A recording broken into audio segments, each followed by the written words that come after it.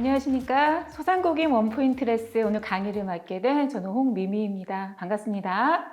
오늘 강의 주제는 초보 창업자들은 왜 프랜차이즈를 선택하는가입니다. 아마 창업을 준비 중이신 분들께서 이 강의를 들으신다면 나는 일반 창업을 할까 아니면 좀 프랜차이즈를 좀 선택을 해볼까 고민이 많으실 줄 알아요. 그래서 오늘 제 강의가 뭐 무조건 프랜차이즈가 좋다 이런 얘기가 아니라는 거는 아시겠죠? 잘 들으셔서 좀 창업에 참고가 되셨으면 합니다. 제가 그 프랜차이즈 창업 아닌 것을 제가 일반 독립 창업이라고 일단 표현을 했어요. 그래서 우리 선생님들께서 이렇게 교육을 들으신 분들께서 나는 어떤 유형의 창업이 좀 더 적합한지 아니면 내 상황에서는 어떤 게 더 좋은 건지 좀 도움이 되셨으면 좋겠어요. 첫 번째로 일단 창업을 왜 하게 되는지를 먼저 고민을 해봐야 될 것 같은데 그 중소벤처기업부에서 조사한 자료를 보니까요. 취업이 좀 어려워서 그냥 창업을 생각했다.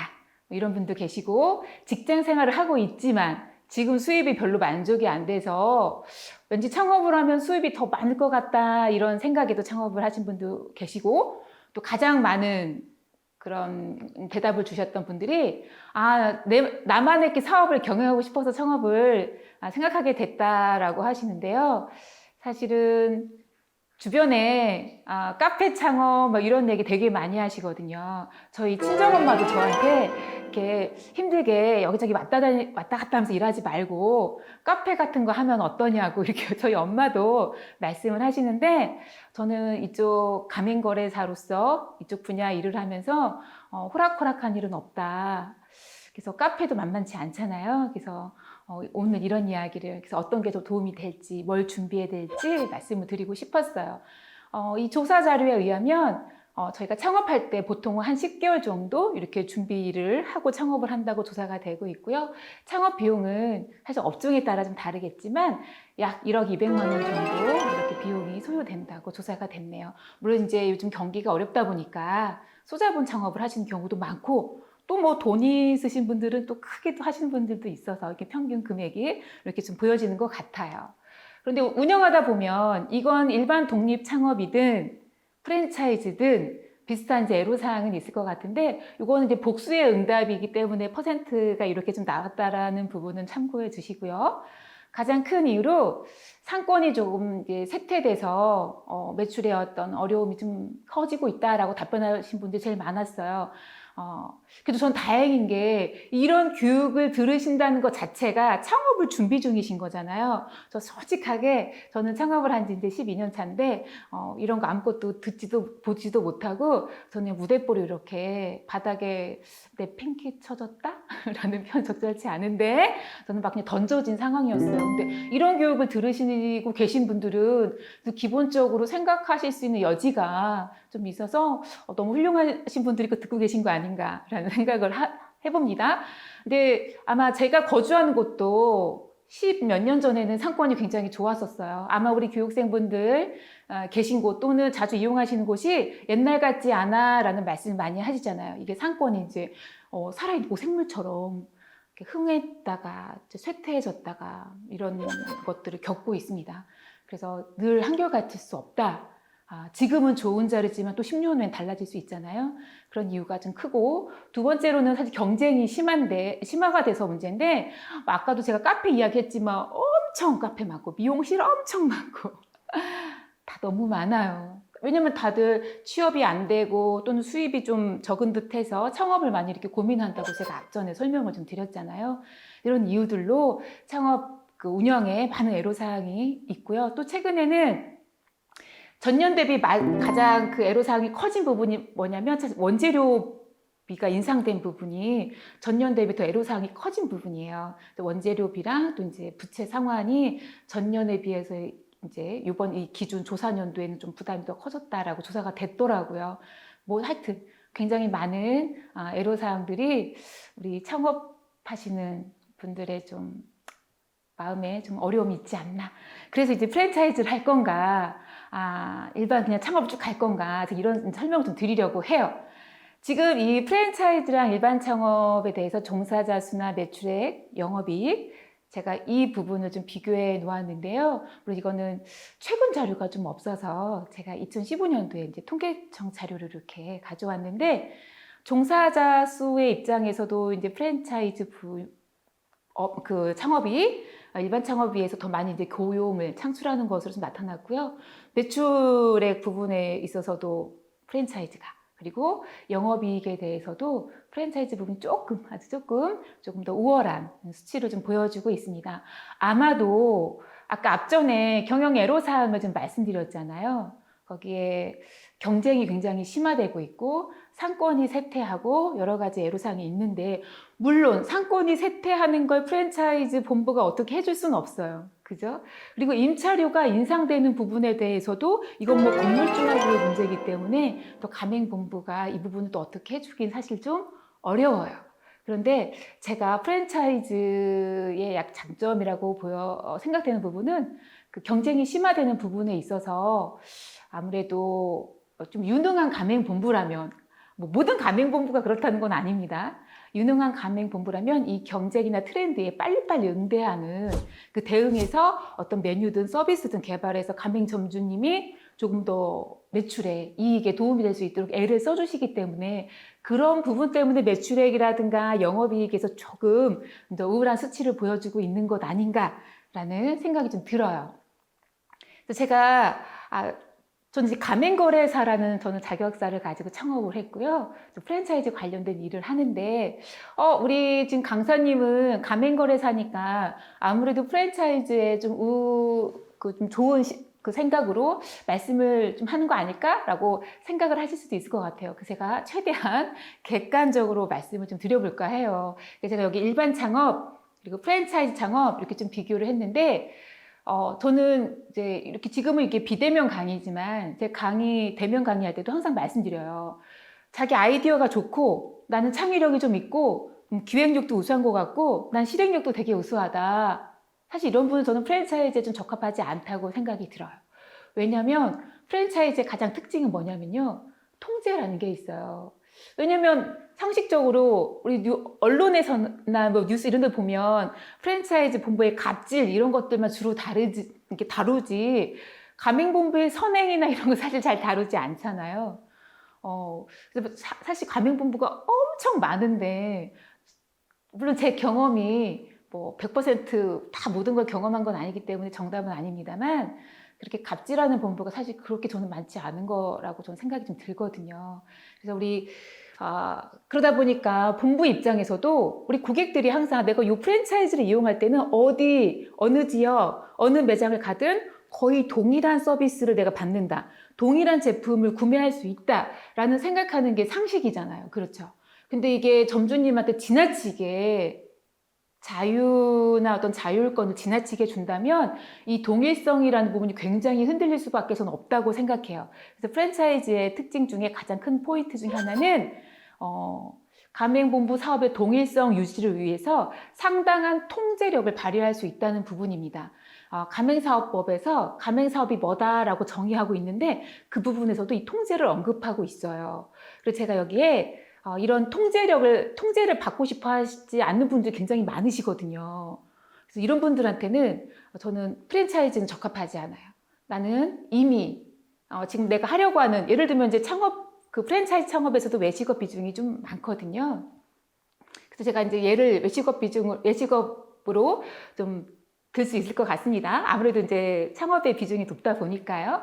그래서 나는 외식업 경험이 많아, 별거 다 해봤어, 이렇게 경험이 많으신 분들은 저는 굳이 프랜차이즈 외식업을 또 이렇게 선택하시지 않아도 저는 된다고 생각해요. 다만 프랜차이즈의 가장 큰 특징 중에 하나, 저는 인지도 있는 브랜드를 만나신다면 처음 창업했을 때 고객들한테 접근이 굉장히 용이하겠죠. 예를 들면 제가 이제 홍미미잖아요. 난 이제 이 강사나 컨설턴트로서의 그 운명이 다 있어. 그래도 이제 저도 계속 돈을 벌어야 되니까 창업을 해야 되겠어. 그래서 좀 트렌디한, 이렇게 스테디한 이런 뭐 치킨 창업을 했다고 칠게요. 프랜차이즈는 안 하고 제가 이제 미미치킨, 제 이름을 따서 미미치킨이라고 제가 창업을 했을 때 고객들의 어떤 신뢰를 처음부터 받기는 사실 어렵죠. 너무 생뚱맞잖아요. 그런데 뭐 유명한 우리 동네 교촌치킨이 생겼네, 땅땅치킨이 생겼네, 여러 가지 인지도가 있는 그런 매장을 만약에 제가 열었다 그러면 고객들의 어떤 신뢰가, 이미지가 이미 깔린 그 바탕에서 좀 시작이 되니까 매출이 조금 더 높을 수밖에 없는, 물론 제가 창업이라는 게 이름만 좋다고 되는 건 아니잖아요. 그죠? 이름만 좋다고 되는 건 아니지만, 사업자의 마인드, 그 입지가 또 어디냐에 따라서, 또 매장의 위치냐가 어디에 따라서, 매장의 분위기나 어떤 청결이나 또 이런 건 또 어떠냐, 우리 사장님의 어떤 친절함은 또 어떠냐, 이런 게 모든 게 복합적으로 작용돼서 이렇게 창업이 잘 되는 것이지, 브랜드 이름 하나 좋다고 잘 되진 않잖아요. 굉장히 우수한 프랜차이즈에서도 매출이 굉장히 저조한 매장도 있거든요. 그래서 사실 창업을 성공적으로 하기 위해선 다양한 요소들, 제가 아까 입지, 창업자의 마인드, 어떤 제품의 퀄리티, 서비스의 퀄리티, 그리고 매장의 분위기, 이런 게 복합적으로 다 어우러져야 되는 거지만, 일단 이게 경험이 많으신 분들에게는 일반 창업도 굉장히 유리하지 않을까라는 생각이 들고요. 두 번째로 프랜차이즈는 돈이 일반 창업보다 많이 드는 건 정말 확실합니다. 왜냐하면 가맹본부가 이렇게 땅 파서 가맹사업을 하는 게 아니잖아요.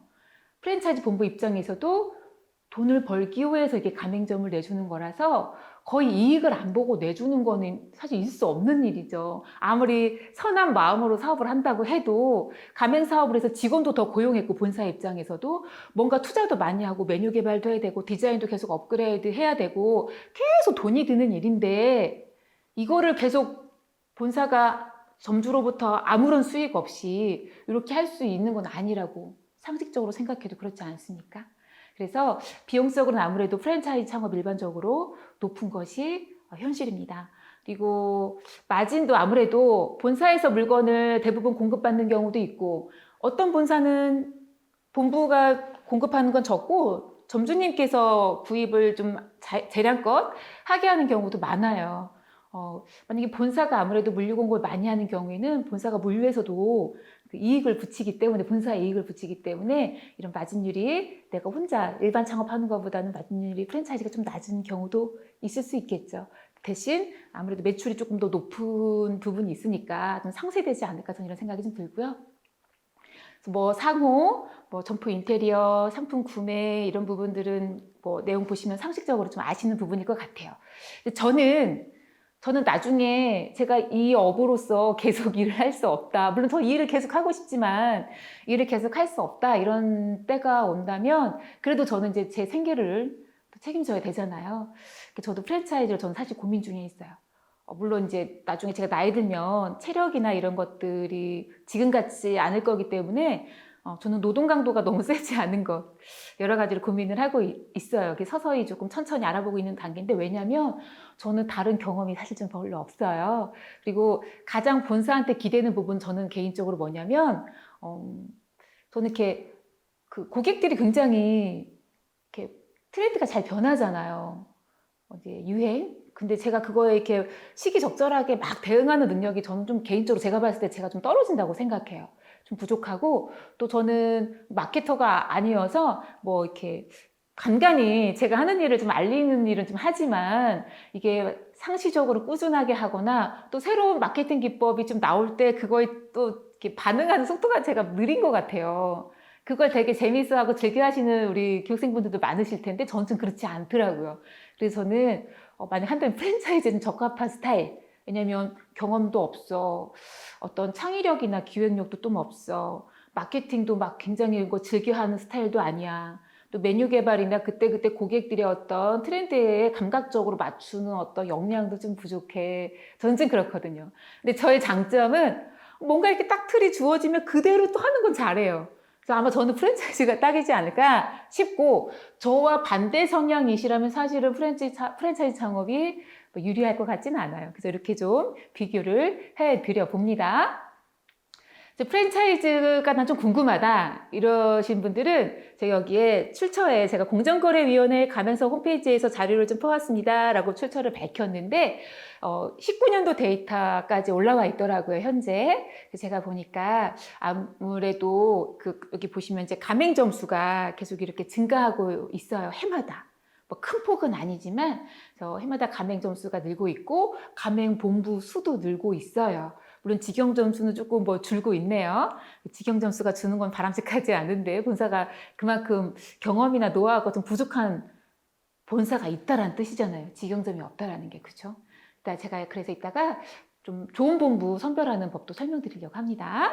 일단 이렇게 가맹점이 좀 늘고 있다라는 게 나 스스로 하는 것보단 그 가맹본부의 어떤 이런 정보력, 마케팅력, 또 고객의 어떤 반응에 빨리 대처하는 능력, 이런 것들에 좀 힘을 빌리고 싶다. 이렇게 해석을 해도 무리는 없지 않을까라는 생각이 좀 드네요. 일단 제가 가맹점 이렇게 좀 장점만 지금까지는 열거했는데 단점이 왜 없겠습니까? 그렇죠? 그래서 제가 장점, 단점 좀 설명을 드려볼까 해요. 아까 방금 전에 제가 말씀드렸던 것처럼 저는 경험이 좀 없어요. 아마 이 교육을 들으신 분들 중에서도 직장 생활만 계속 하시다가 창업을 준비하시면서 이거를 들으시는 경우도 있잖아요. 그죠? 그래서 다른 어떤 경험도 없어. 제가 아시는 분은 은행 출신인데 제가 그분이 은행 지점장이실 때는 막 되게 대단하시다라고 생각이 들었거든요. 대단하신데 나와서 이제 퇴직하시고 뭘 할까 고민하시면서 이제 이런저런 거 자꾸 물어보시는데 세상 이런 어리숙하다는 표현은 적절치 않지만 와, 세상 너무 어리숙하시더라고요. 은행 지점장일 때는 너무 제가 은행 업무나 이런 것들에서는 탁월하시지만 또 세상 밖으로 나오시니까 그렇게 온실 속에 이렇게 그런 환경이 아니잖아요.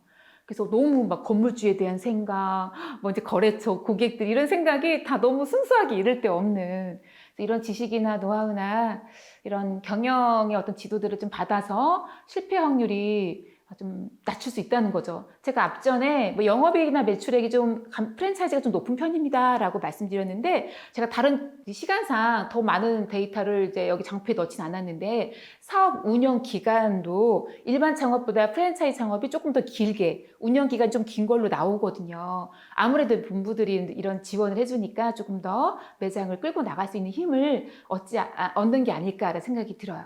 그리고 물론 이제 인지도가 낮은 본부도 엄청 많죠. 제가 좀 전에 장표에서 가맹본부 이렇게 수치를 보신 분도 계실 텐데 가맹본부가 지금 수천 개예요. 우리가 손으로 꼽을 수 있는 거 기억나는 건 사실 많아요. 수백 개일 것 같은데 지금 수천 개의 가맹본부가 공정거래위원회 그 사이트에 등록이 되어 있단 말입니다. 듣도 보도 못한, 사실 이런 듣도 보도 못한 가맹본부는 이미지의 어떤 인지도 부분에서 일반 독립창업자랑 다를 바는 없겠죠. 난 듣도 보도 못했는데? 그죠? 대신 인지도 있는 이런 프랜차이즈를 선택하신다면 굉장히 빠른 시간 내에 고객들한테 내 상호, 내 브랜드를 이렇게 각인시킬 수 있는 효과가 있죠. 그리고 뭐 종업원 관리나 뭐 메뉴도 그때그때 계절별로 이렇게 출시하는 본부들도 만날 수도 있고 서비스 같은 것도 시기적절하게 이렇게 추가해서 지도해 주시는 본부들도 만난다면 매출 등대에 도움이 많이 될 것 같고요. 그리고 웬만한 가맹 본부에서는 광고나 홍보 이런 판촉 캠페인 같은 거를 본사 차원에서 많이들 이렇게 지원을 해주세요. 물론 뭐 이렇게 방송이나 광고 이렇게 큰 거 있잖아요. 그런 거 예를 들면 드라마에 이렇게 PPL 들어가는 거 이렇게 좀 대형 광고 같은 경우는 점주님들과 십시일반 돈을 모아서 하시는 경우도 있어요. 물론 제가 오늘 가맹사업법 분쟁 이야기는 하는 건 아니지만 여하튼 많은 본부들이 이런 광고나 홍보 같은 거를 본사의 어떤 그 자금으로 지원을 해주신 경우가 많기 때문에 내가 이런 광고 홍보 이런 거 조금 미진하더라도 본부의 이런 활동을 내가 수혜를 좀 누릴 수 있는 장점도 있죠. 반면에 프랜차이즈의 좀 단점이라고 생각하는 부분을 제가 좀 정리해 봤는데 물론 시장 변화에 대처 능력이 굉장히 빠른 본부가 있어요. 미리 한 6개월 전 이렇게 계속 트렌드를 빨리빨리 분석하면서 메뉴 개발도 하시고 뭐 학원 이런 프로그램이면 그런 교육 서비스 같은 것도 뭐 앱으로 이렇게 전환하면서 막 빨리빨리 대처해 주시는 경우도 있지만 대부분 가맹본부가 그 자금력이나 이런 인력적인 부분이 막 이렇게 빵빵한 건 아니어가지고 뭔가 딱 일이 벌어지고 나서 결제를 올리고 뭐를 계획하고 이런 게 좀 능력이 정말 떨어질 수도 있어요. 큰 회사가 아니고서는 차라리 나 혼자라면 내 회사라면 내가 내 매장 운영한다면 이건 빼야겠네. 이거 좀 받아들여야겠네. 이걸 내 마음대로 할 수 있잖아요. 내 거니까. 근데 프랜차이즈는 내 마음대로 막 메뉴를 추가하거나 뭐를 추가하거나 요즘엔 이런 형태니까 나도 배달을 하겠어. 이게 상식적으로 맞는데 본부의 컨트롤, 아까 제가 통제를 말했잖아요. 본부의 승인 없이 내가 마음대로 이게 트렌드라고 넣었다 뺐다 할 수 있는 게 아니거든요. 이렇게 좀 대처 능력이 떨어질 수 있는 부분이 있어요. 본부가 이렇게 좀 규모가 있다 보니까 절차라는 게 있다 보니, 그리고 아까 서두에 말씀드린 것처럼 일반적으로는 다 투자 비용이 프랜차이즈가 좀 더 높아요. 본사가 개설해서도 좀 수익을 남기고 여기저기서 수익을 남기셔야 되는 구조다 보니 초기 투자 비용이 좀 높을 수밖에 없다. 그리고 아까 말씀드린 대로 좀 통제가 있어서 이런 것까지 다 본부가 하란 대로 해야 되나? 이런 여지가 있을 수는 있지만 사업의 동일성을 위해서 프랜차이즈 본부에서는 좀 이건 필수 불가결한 포인트 부분입니다. 그리고 마지막인데요. 아마 뉴스에서 많이 봤잖아요. 뭐 가맹 본부 대표님이 그 기사를 막 폭행하거나 성추행하거나 이런 일이 딱 벌어져가지고 잘못은 대표님이 했는데 막 고객들이 우리 정의에 불타는 고객들께서 막 불매운동 벌이시고 막 이래서 모든 가맹점에 엄청난 타격을 입힌, 또는 한 가맹점에서 잘못했어 막 쥐꼬리가 나왔다라든가 뭐가 나왔다라든가. 그래서 올해도 사실 어김없이 그런 일이 있었죠. 뭐 배달시켰는데 거기서 뭐가 나와가지고 그럴 때 그 브랜드뿐만 아니라 그 업종 전반에 걸쳐서 매출이 확 떨어지는 이런 리스크가 좀 따라온다라는 위험성은 좀 있는 것 같습니다. 이렇게 해서 장점, 단점 좀 설명을 좀 드려봤습니다.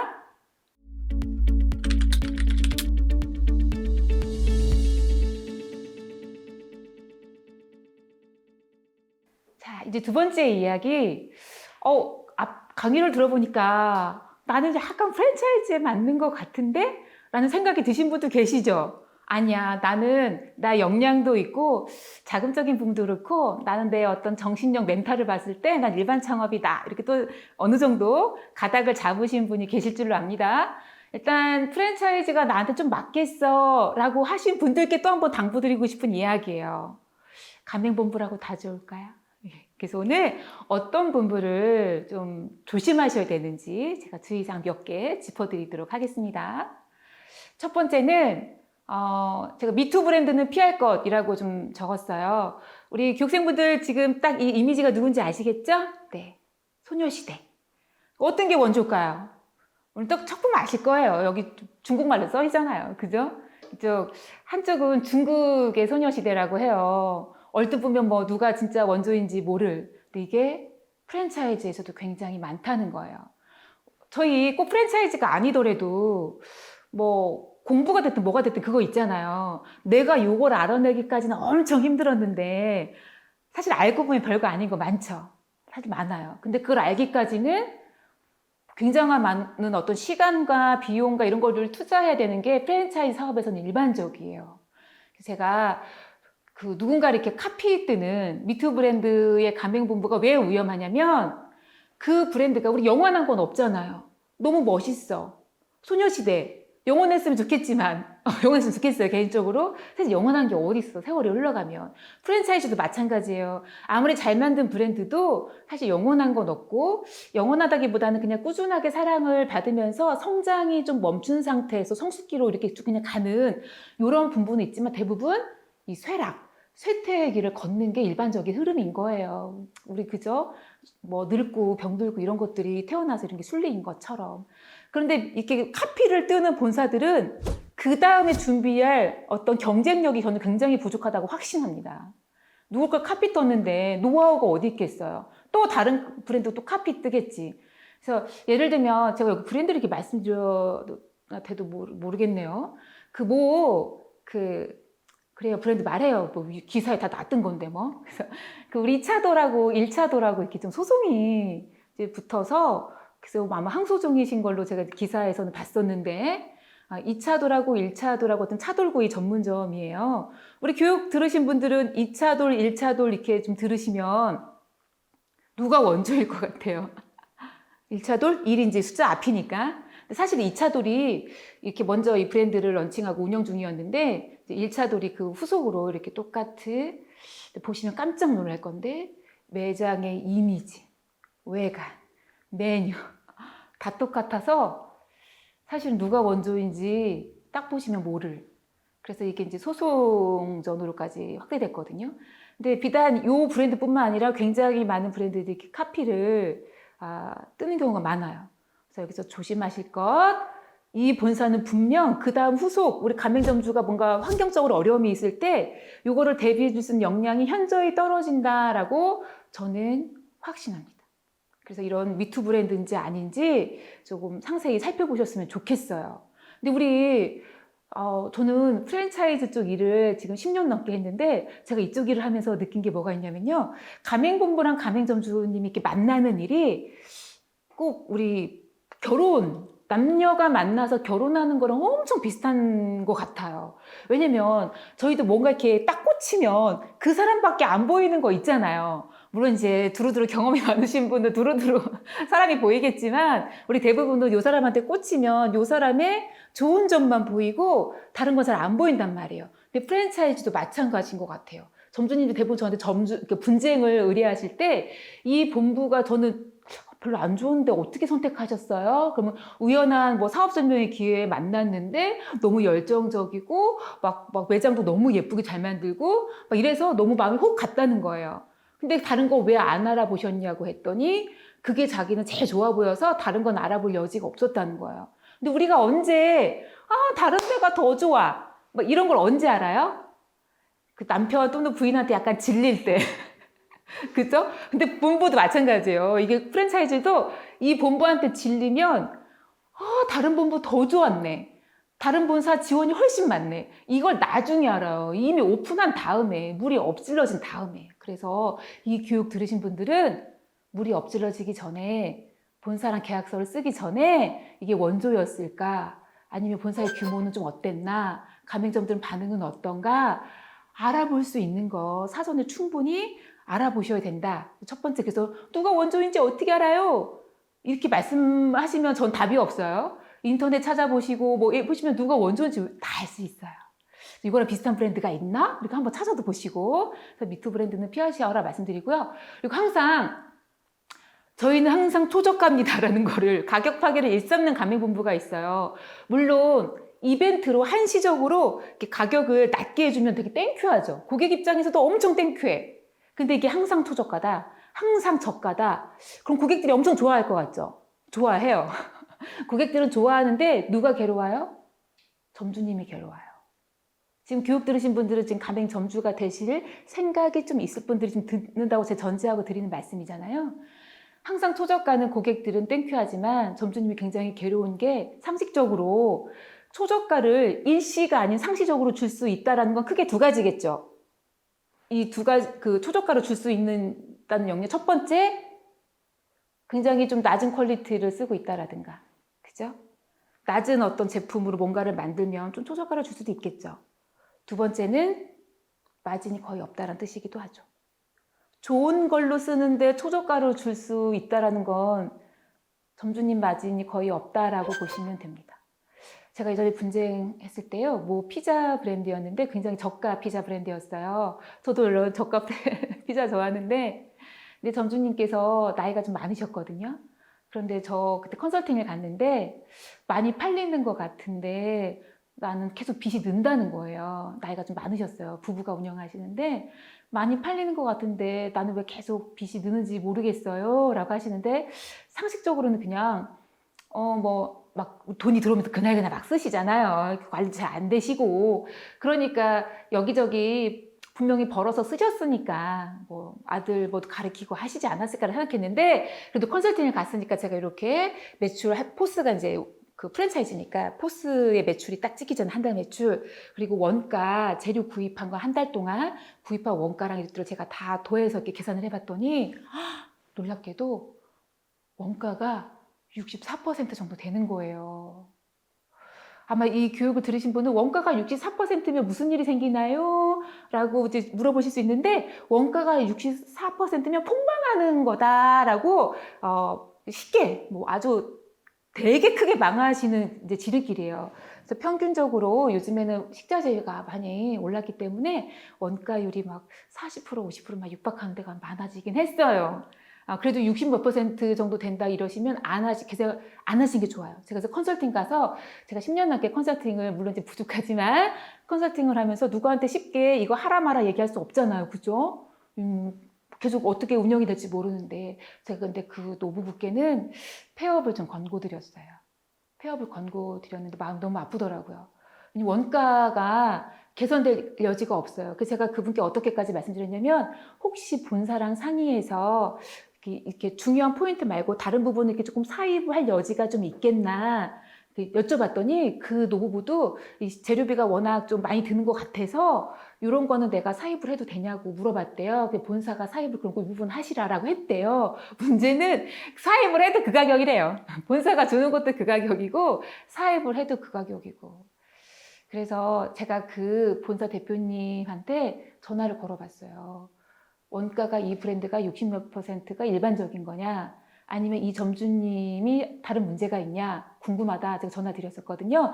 근데 그 점주님이 워낙 마음이 좋으시니까 재료를 본사가 늘어나는 것보다 더 넣어. 사실 덜 넣는 부분은 많지만 더 넣는 경우는 흔치 않잖아요. 근데 나이가 좀 있으시다 보니까 먹는 거 박하게만 안 드신다고 재료를 많이 쓰신대요. 그래도 제가 그래도 얘기했죠.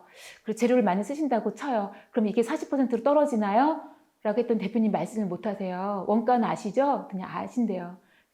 솔직하게 말씀해달라. 했더니 50 몇 % 된대요. 워낙 저가니까 그 피자 가격이. 그래서 그 브랜드의 가맹점 수의 폐업이 굉장히 많았습니다.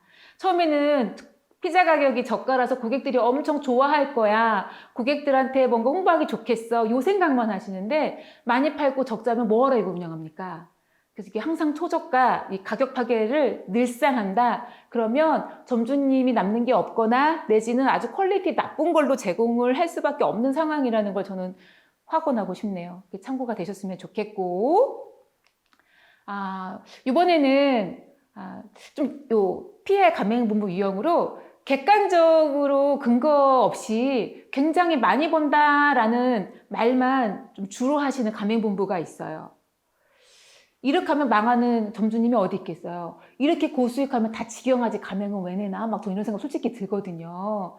그런데 물론 객관적인 자료를 제시해주는 가맹본부도 있죠. 그래서 여기 이 교육을 들으신 분들은 나 진짜 거기 맨날 사람들이 줄 서 있던데 뭐 거기는 뭐 가맹점도 엄청 많이 느는 것 같던데 라고 고민되신다면 그 본부를 찾아가셔서 어느 정도 벌까요? 당연히 안 물어볼 수 없는 이야기죠. 그죠? 그런데 이런 거 굉장히 조심하셔야 돼요. 제가 분쟁 사례했던 것 중에 이제 알만한 브랜드였는데 그 점주님이 김천에 사셨거든요. 근데 서울 본사까지 가가지고 이 상담을 받으시고 그 매출 자료를 봤다라는 거예요. 그런데 막 일매출 막 2, 300 찍는 이런 매장 그 전표를 쫙 보여주셨대요. 근데 3개를 보여주셨는데 3개 다 장난 아니라는 거예요. 이 보여주신 3개는 그 많은 가맹점 중에 몇 등일까요? 확언하고 1, 2, 3등 보여주신 것 같다는 느낌이 확 들어요. 물론 4, 5, 6등일 수도 있어요. 제가 보고 가서 본 건 아니지만. 그러면 현명하신 우리 교육생 분들이시라면 어떻게 저는 말씀하시라고 권해드리냐면 매출 너무 좋네요. 근데 여기 가장 매출 낮은데 매출은 어느 정도 되나요? 라는 걸 물어보시는 게 현명하죠. 그리고 가장 중요한 포인트는 만약에 그래도 그 본부 프랜차이즈를 할 거다라고 하시면 그 보여줬던 자료 저 찍어가도 되나요? 이거 복사해 주셔도 되나요? 라고 해서 근거 자료를 갖고 계셔야 나중에 프랜차이즈를 했을 때 이거랑 터무니없이 그냥 매출이 반토막도 안 나고 어림도 없다 그랬을 때 분쟁에 유리한 입장을 가져가실 수 있으세요. 그래서 첫 번째 객관적으로 물론 그 자료를 보여줘서 객관적이지 않다라고 얘기할 수는 없지만 상위 1, 2, 3등 요 매출만 보여주시는 건 객관적이지 않습니다. 누가 봐도 그렇지 않습니까? 자료가 보여줬다고 해서 그 객관성이 있다고 보기는 어렵죠. 그래서 첫 번째는 저는 제가 가맹본부라면 점주님들이 너무 기대가 높으면 이게 매출이 안 나오면 다 분쟁으로 연결되거든요. 뭐하러 매출 높은 거를 보여주고 꼬드겨가지고 계약을 체결합니까? 전 사실 이해는 안 되거든요. 그분이 나중에 어떤 분쟁을 일으킬 줄 알고 꼬드겨서 가맹계약 체결을 유도하냔 말이에요. 꼬드기시지 마시고 잘하는 매장 매출, 중간 정도 운영하는 매장 매출, 그리고 제일 못하는 매장 매출 객관적으로 보여주시고 한번 가보시라. 아마 매출이 높은데 중간 매출이 꼴찌인 데는 매장의 위치, 상권, 매장의 규모, 사장님의 표정, 사장님의 어떤 자세, 매장의 어떤 뭐 분위기, 청결, 막 이런 것들이 다 달라요. 우리 교육생분들도 어느 매장은 엄청 깨끗한데 같은 브랜드인데 저기 갔더니 막 너무 그지 같고 막 냄새나고 막 사장님 인상 막 쓰고 있고 막 이런 데 있잖아요.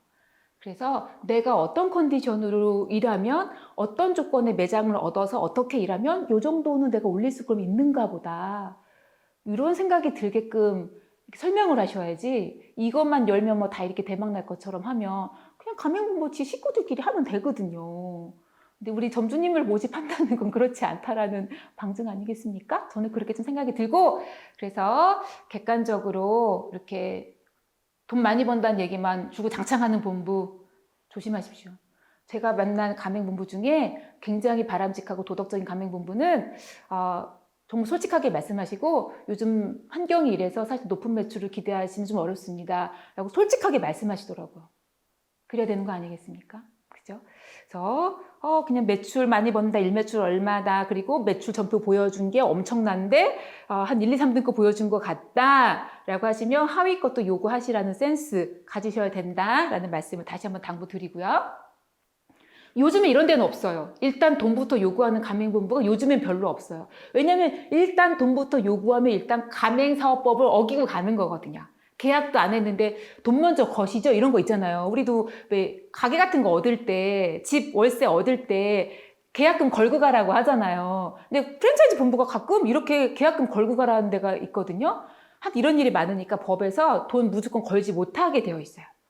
돈을 걸지 못하게. 그래서 돈을 요구한다. 그러면 법은 싸그리 무시하는 본부다라고 생각하셔도 틀림이 없습니다.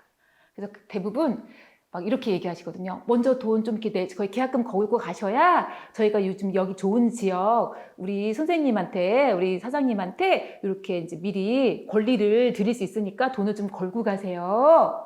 이렇게 얘기하시는데 돈부터 요구하는 본부 요즘에 없지만 이렇게 지금도 여전히 이렇게 얘기한다면 완전히 이거는 뭐 바보 멍충이 가맹본부예요. 법도 모르는 아니면 법을 무시하는. 그래서 돈 얘기 먼저 꺼내는 가맹본부는 무조건 배제하셔야 된다라는 말씀을 좀 드리고 싶고요. 제가 이렇게 새끼돼지 이미지를 넣어놨는데 이 가맹본부 브랜드 도대체 몇 개야? 우리 일반적으로 가맹본부가 브랜드를 몇 개 정도 운영할 것 같아요? 제가 많게는 20몇 개 운영하는 가맹본부도 봤어요. 그리고 10몇 개인데도 많고. 근데 그게 알만한. 그래서 제가 여기 포인트를 말씀드리고 싶은 부분이 그럼 브랜드가 많으면 더 나쁜데요? 아니죠. 아니죠. 브랜드가 많아도 각 브랜드별로 관리할 수 있는 어떤 직원들이 있고 자금도 있고 본사의 경험치도 오래돼서 물론 가맹본부의 경험이 많다면 다른 브랜드를 런칭하더라도 어떤 시스템, 사실 프랜차이즈는 시스템 복제 사업이거든요. 그러니까 노하우가 많으신 본부들이 브랜드를 트렌드에 맞게 이렇게 좀 런칭하는 경우는 있어요. 제가 그런 경우까지 문제가 된다라고 드리는 말씀은 아닙니다. 근데 상식적으로 우리가 봐도 어떤 예전에 만들었던 이런 브랜드가 평생 갈 수는 없잖아요. 제가 서두에 좀 말씀드렸는데 영원한 건 없다 보니 프랜차이즈 본부에서도 요게 쭉 성장하다가 좀 성숙기까지 갔는데 이제 고객들 트렌드나 이런 거 좀 식상해져서 약간 하향 곡선을 좀 그리고 있어. 그럼 본부 입장에서도 사업의 어떤 본부의 지속성은 유지돼야 되기 때문에 요즘 트렌드에 맞게 또 한 번 다른 이제 세컨드 아니면 세 번째, 네 번째 이런 브랜드들을 또 런칭해서 이렇게 가는 경우가 사실 상식적이죠. 그래야 본부도 계속 가는 거니까. 근데 여기서 포인트는 제가 정보공개에서 이따 말씀드릴 건데 보면 가맹본부 직원 2명이에요. 본부가 업력이 2년이에요. 근데 가맹본부 브랜드가 6개. 이건 도대체 누가 운영하는 건가요? 점주님이 마루타 되는 건가요? 제가 괜찮은 본부들 중엔 이제 요즘에 그 브랜드가 이제 너무 오래 지속이 돼서 쇠퇴기에 겪다 보니까 브랜드 새로 런칭하신 거예요. 런칭해서 운영을 했는데 1년 정도 운영했는데 접으셨어요. 왜냐면 사실 우리 남자도 이게 아까 저희 부부 생활이랑 비슷하다 말씀드렸는데 부부 생활에서도 우리 연애할 때 어른들이 그런 말씀 하시잖아요. 이렇게 사계절을 사람을 놔봐야 한다. 근데 저는 이것도 마찬가지예요. 본부도 자기 직영점 운영했을 때 대부분 1년 이상 해봐요. 왜냐면 어떤 아이템은 막 여름, 봄에 엄청 잘 되기도 하고 어떤 본부들은 가을, 겨울에는 굉장히 힘들 수 있어요. 비수기. 그러면 이때 어떻게 대처해서 살아남아야 되는지 노하우가 쌓여야 될 거 아니에요. 막 여름에 너무 좋았다고 그냥 런칭했어. 근데 겨울에 비수기라는데 대처가 안 되는 거야, 본부가. 당연히 점주님도 대처가 안 되죠. 본부도 대처가 안 되는데. 근데 이 바람직했던 본부는 1년을 나봤더니 애로사항이 뭔지 쫙 발견했어. 그래서 약간 어떤 컨셉이었냐면요. 그 DJ가 옛날 추억의 어떤 이런 우리 뭐라 하죠? 옛날의 감성으로 레트로 감성으로 만든 어떤 펍 같은 거였는데 DJ가 있는 거예요. DJ가 옛날에 뭐 오빠 부탁해 뭐 이런 거 있잖아요. 뭐 사연 노래 틀어주고 막 이런 거 컨셉으로 했는데 그게 너무 대박 난 거예요. 그 매장이. 근데 접었어. 왜 접었냐면 이 DJ가 나갔어. 그래서 다른 DJ를 구했는데 다른 DJ가 역량이 안 돼. 그렇지 않겠어요? 우리 점주님이 만약에 DJ가 역량 있는 사람 구해서 처음 스타트했는데 그 DJ가 나갔어. 근데 DJ가 안 구해지거나 DJ가 어벙벙하거나 그럼 얼마나 이 매장 컨셉이 막 와라락 무너지는 거예요. 그래서 이 사업은 안 된다. 안 되죠. 프랜차이즈로 안 된다고 저도 생각이 들어요. 그래서 이렇게 경험이 없는데 계속 브랜드만 런칭하고 브랜드만 많다 이러시면 엄청 조심하셔야 돼요. 네, 또 여기서 홍미미 강사님이 막 브랜드 많은 것도 나쁘댔어요. 이건 아니잖아요. 그 업력도 많고 경험도 많고 직원 수도 이 브랜드마다 직원들이 딱딱 배정이 되어 있어서 우리 점주님들을 충분히 케어할 수 있는 그런 능력이 되는 가맹본부면 괜찮죠. 그렇지 않고 이게 없는데 그냥 좀 가맹점 모집 안 된다고 또 이쁘게 막 이렇게 뭐 만들고 이쁘면 다 돼요? 이뻐도 되는 게 아니잖아요. 그죠? 또 좀 안 된다고 막 실제로 제가 그 가맹거래사로 일하고 있는데 브랜드를 한 번에 4개 만들어 온 가맹본부 봤어요. 한 번에 4개. 안 해봤어. 그래서 제가 이거 다 해보셨어요? 안 해봐도 되잖아요. 물론 안 해봐도 되는데 그런 좀 리스크 같은 거를 아셔야 가맹점들 지도하실 수 있지 않나요? 다 거기서 막 이러시는 거예요. 그런 데는 X예요. 자, 제껴야 된다라는 말씀 드리고 저기서 제가 좀 전에도 직영점 운영 안 해보고 가맹점 막 모집하는 데는 나쁘다라고 말씀드렸잖아요. 자기도 안 해보고 점주님 보고 해보라고 하면 어떻게 되는 거예요. 겨울에 어떻게 되는지 알지도 못하면서. 근데 너무 다행인 건 법에서 앞으로 2021년 11월 달부터는요. 직영점이 1년 이상 경험이 없다. 그러면 가맹점 모집하지 못하도록 법에서 막아놨어요. 너무 다행이죠. 사실 이거는 제가 처음 가맹거래사 되고 얼마 안 돼서부터 계속 주장했던 거예요. 물론 저뿐만 아니라 대부분. 왜냐면 본사가 경험도 없는데 자꾸 막 퇴직하시고 막 돈 벌어야 돼서 몸다른 사장님들 막 이런 분 꼬셔다가 막 해버리니까 사회에 더 문제가 커지잖아요. 그래서 다행히 그게 계속 이렇게 이제 시간이 지나면서 현실화됐고요. 그래서 2011년부터, 그러니까 2021년 11월 달부터는 직영점 1년 이상 운영했다라는 걸 증빙을 해야 가맹점 모집할 수 있게끔 공정위에서 이제 법을 이렇게 바꾸셨기 때문에 앞으로는 이런 문제는 조금 덜하겠지만 현재 만약에 지금 바로 프랜차이즈를 하려고 하셨다라는 분들이시라면 직영점이 없네 내년에 하긴 하고 있는데 한 4개월밖에 6개월밖에 안 됐네 이러면 좀 신중하시라는 거예요. 아까 말씀드린 것처럼 모든 계절을 겪어보고 이래야 좀 점주님들이 어려움에 처했을 때 비수기 때 아니면 이런 문제가 터졌을 때 어떻게 대응해 줄 수 있는지 어떤 역량이 이제 생겼다고 보여지기 때문에 참고가 됐으면 좋겠고요. 자, 이제 마지막이에요. 제가 지금까지 조심하셔야 되는 가맹본부 유형을 좀 말씀드렸어요. 모든 다 가맹본부가 이렇진 않죠. 근데 제가 그러면 아까 우리 강사님이 내가 하려고 하는 예를 들면 제가 뭐 짬뽕 전문점을 하고 싶어요. 근데 짬뽕 전문점을 하는데 다른 짬뽕 전문점은 또 어떻게 운영하는지 개설 비용은 또 얼마나 드는지 거기는 가맹점이 몇 개나 있는지 그 가맹점은 작년에 얼마 벌었는지 이런 거 되게 궁금하잖아요. 그거 다 가보려면 엄청 힘들고 그쵸? 그래서 그런 문서가 있어요. 그런 내용이 담긴 문서가 있는데 그걸 정보 공개서라고 해요. 오늘 그 강의 내용 중에 내가 프랜차이즈에 맞나 일반 창업에 맞나 이걸 생각해 보신 것, 또 하나는 내가 프랜차이즈에 맞다면 가맹본부 선택할 때 이런 거 조금 조심해야 된다는 것, 또 하나는 그 프랜차이즈를 좀 정했다면 조건이나 이런 것들을 꼼꼼히 숙지하는 게 좋은데 그런 것들이 정해진 문서가 정보공개서라는 거예요. 그래서 정보공개서를 그러면 거기 가맹본부 가면은 볼 수 있나요? 그럼요. 대신 언제 다 가봐요. 그래서 여기 제가 공정거래위원회 가맹사업 사이트 주소 이렇게 넣어드렸는데 그 검색창에 공정거래위원회 가맹사업이라고 치면 이 사이트 주소가 나옵니다. 그래서 이 주소 클릭하시면 여기에 정보공개서라고 보이시죠? 정보공개서 클릭하시면 이제 열람해 볼 수 있는데 예를 들면 나는 예를 든 거 미미짬뽕을 하고 싶었는데 거기 직원 수도 궁금하고 몇 년이나 업력이 됐는지 궁금하고 혹시 내가 마루타는 아닌지, 왜냐면 내가 처음 1호점이면 어떡해요. 경험이 없다는 건데 물론 누구나 다 처음 1호점부터 시작은 하는 거지만 내가 1호점이면 좀 불안하잖아요. 그래서 그런 것들을 볼 수 있는 돈은 얼마나 드는지, 점주님들은 얼마나 벌었는지, 여기는 가맹비나 인테리어 비용은 얼마나 받는지 이런 것들이 다 나와 있는 문서가 있습니다. 여기 확인하실 수 있고요. 그리고 제발 당부 드리는데 여기 이 브랜드에 꽂혔다고 그 브랜드만 열심히 파지 마시고 그거랑 경쟁되는 브랜드들도 한번 이렇게 보시면 이 본사가 해주지 못하는 내지는 더 좋은 조건에 이 본사가 해준다는 걸 아시게 될 거예요. 그래서 충분히 비교해 보시고, 그리고 또 하나 그 매장을 실제 운영하고 계신 점주님들을 방문해 보시기를 꼭 권고드려요. 물론 점주님들이 우리 거 너무 좋아요 라고 말씀하시는 경우는 많지는 않을 거예요.